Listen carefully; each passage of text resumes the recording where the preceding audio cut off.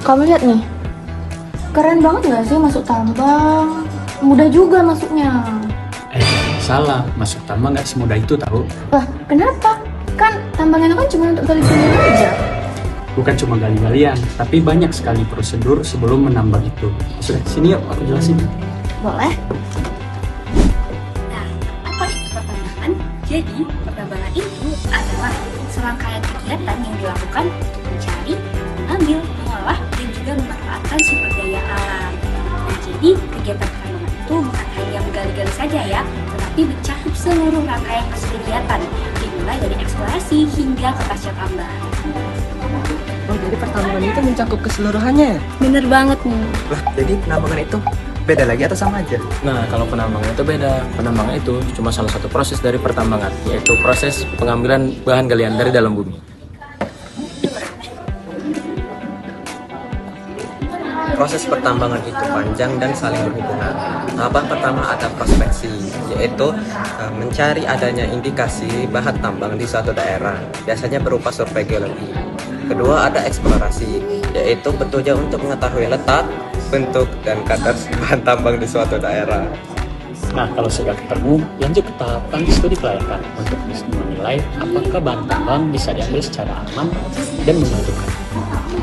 Nah, setelah studi kelayakan, berarti sudah hampir bisa dilakukan kan? Nah, setelah itu sebelum masuk ke proses penambangan, hal yang perlu dilakukan adalah konstruksi, yaitu membangun infrastruktur yang bisa mendukung kegiatan penambangan. Contohnya seperti pembangunan jalan ataupun fasilitas untuk karyawan. Nah, baru setelah itu kita masuk ke tahapan penambangan, yaitu proses penggalian dari dalam bumi dan pengangkutan bahan galian. Dan yang tidak kalah penting, setelah tambang selesai digunakan, ada tahapan reklamasi dan pasca tambang. Itu tahap buat memperbaiki dan memulihkan kembali lahan supaya bisa lebih bermanfaat, misalnya dijadikan hutan atau taman. Secara umum, pertambangan bisa dibagi menjadi beberapa jenis, tergantung bahan yang diambil. Yang pertama, ada pertambangan mineral logam, contohnya seperti emas, nikel, tembaga, dan bauksit. Yang kedua, pertambangan batu bara yang menjadi sumber utama untuk listrik dan industri. Selain itu, ada juga pertambangan minyak dan gas bumi, serta pertambangan non-logam seperti kapur, pasir, dan tanah liat.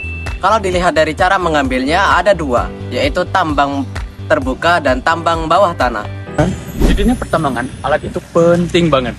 Alat yang dipakai juga besar-besar dan canggih. Contohnya, ada ekskavator seperti yang di belakang aku dan di samping aku. Berfungsi untuk mengambil atau menggali tanah batuan yang mau kita gali. Terus, ada dump truck yang akan mengangkut hasil galian kita.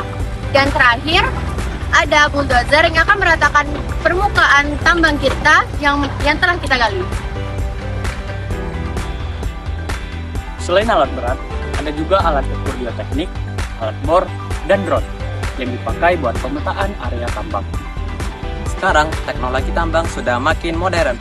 Bahkan, sudah ada software khusus untuk simulasi tambang dan perencanaan produksi. Nah, tadi udah dibahas nih tentang apa itu pertambangan, jenis-jenisnya, metode, serta pengenalan alatnya. Tapi di sini belum dibahas nih, apa sih sebenarnya manfaat pertambangan itu dalam kehidupan sehari-hari? Nah, jadi seperti yang sudah kita ketahui bahwasannya manfaat pertambangan itu berdampak sangat besar di kehidupan kita sehari-hari. Salah satu contohnya yaitu sebagai pembangkit tenaga listrik, dan bahkan handphone yang dipakai untuk merekam ini juga berasal dari pertambangan. Nah, selain itu juga pertambangan juga bermanfaat dalam kebutuhan ekonomi, seperti penciptaan lapangan kerja dan juga meningkatkan pendapatan negara. Jadi pertambangan ini banyak sekali manfaatnya untuk kehidupan kita sehari-hari. Jadi pertambangan itu bukan cuma soal menggali bumi, tetapi juga soal tanggung jawab dari kita dan keseimbangan buminya. Nah, jadi sekian dari kelompok 1, kami ucapkan terima kasih sudah menonton. Wassalamualaikum warahmatullahi wabarakatuh. Salam!